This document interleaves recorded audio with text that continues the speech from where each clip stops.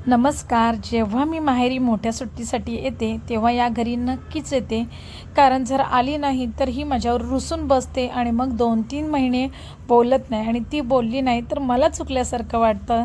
त्यामुळे सुट्टीला आल्यावर या घरी मला यावंच लागतं. हे आहे माझ्या कॉलेजच्या मैत्रिणीचं घर आणि आम्ही तिघीही आज एकत्र आलेलो आहेत आणि खूप मजा येते, कारण असे आम्ही वर्षातनं एकदा दोनदाच भेटतो. कारण मोठी सुट्टी म्हटली की दिवाळी आणि मे महिन्याच्या सुट्टीमध्येच आम्ही येतो. मग आल्यावर एवढ्या गप्पा की रात्र कधी संपून जाते, दिवस कधी उजाडतो हे कळतही नाही.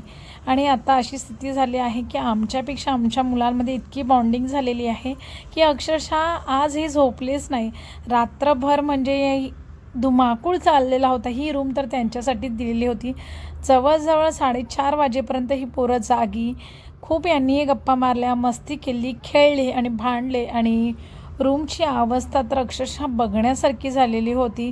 प्रत्येकाला वाटेल ते जे काढत होते आणि आमच्या गप्पाही काही केल्या संपत नव्हत्या.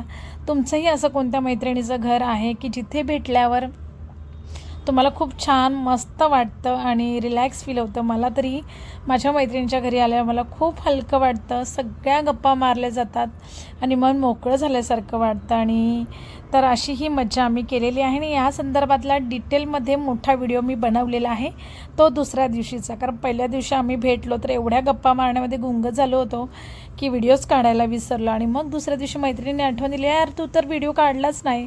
मग त्यांच्या आठवणीमुळे थोडाफार जसा काही व्हिडिओ बनला तो तुमच्यासोबत शेअर केलेला आहे. तर मोठा व्हिडिओही तुम्ही नक्की जाऊन बघा. आणि असा होता हा आमचा मैत्रिणीच्या घरचा पहिला दिवस. आणि तुम्ही बघू शकता 4 वाजायला आलेले आहेत आणि झोपायला एकही जण तयार नाही. तर अशी ही मज्जा आम्ही तिच्या घरी केली.